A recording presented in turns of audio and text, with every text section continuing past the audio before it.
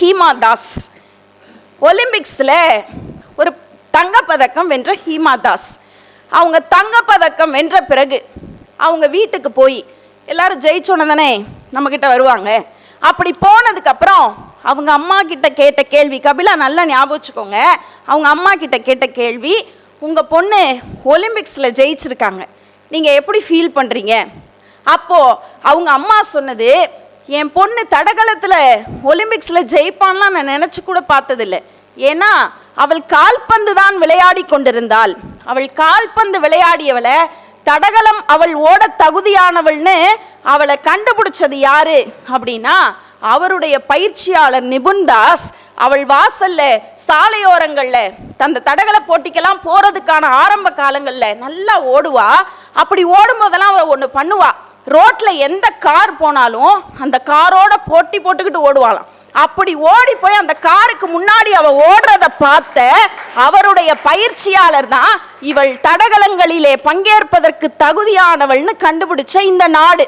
அதுக்கப்புறம் ஹீமா தாஸ் சொல்றாங்க அந்த பேட்டியில, நான் ஜெயிச்சதுக்கு அப்புறம் எங்க அம்மாவுக்கு அந்த வெற்றி செய்தியை சொல்வதற்கு ஃபோன் போட்டேன். எங்க அம்மா எங்கோ ஒரு கிராமத்தில் இருக்கிற எங்க அம்மா கேட்டாங்க, டிவியில் நீ வருவியான்னு.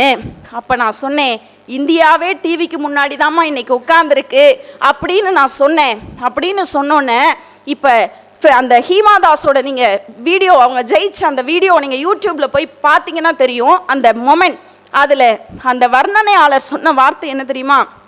Indian never won any medals in track and fielding, but Hima Das can see the history. Hima Das can create the ஹிஸ்டரின்னு உலகத்திலேயே இந்தியாவிலிருந்து தடகள போட்டியிலே ஒரு பெண் வெற்றி பெற்றதாக இந்திய சரித்திரத்திலேயே இல்லை சார். அப்படி சரித்திரத்தில் தங்கப்பதக்கம் வாங்குவதற்கு அவங்க அம்மா அப்பாலாம் ஹெல்ப் பண்ணல, பயிற்சியாளர். நீங்க கேரம் போர்டு சொன்னீங்கல்ல, கேரம் போர்டு 10 வயசுல நானும் தான் என் பிள்ளைக்கு கேரம் போர்டு வாங்கி கொடுத்துருக்கேன். ஆனால் சரியான பயிற்சியாளர் கிடைத்தால் தான் அந்த கேரம் போர்டில் கூட வல்லமையானவர்களாக வருகிறார்கள் என்றால் இந்த சமூகம் கொண்டாட மறந்து விட்டால் இந்த வீடு என்ன நம்மளால செஞ்சாலும், உங்க கணக்குப்படியே நான் கேட்கிறேன், வீடு எல்லோரையும் அங்கீகரிக்கிறது, வீடு கொண்டாடுதுன்னா இந்த நாட்டில் இருக்கிற பெண்கள் எல்லாருமே முன்னேறி இருக்கணும்ல. ஏன் முன்னேறல?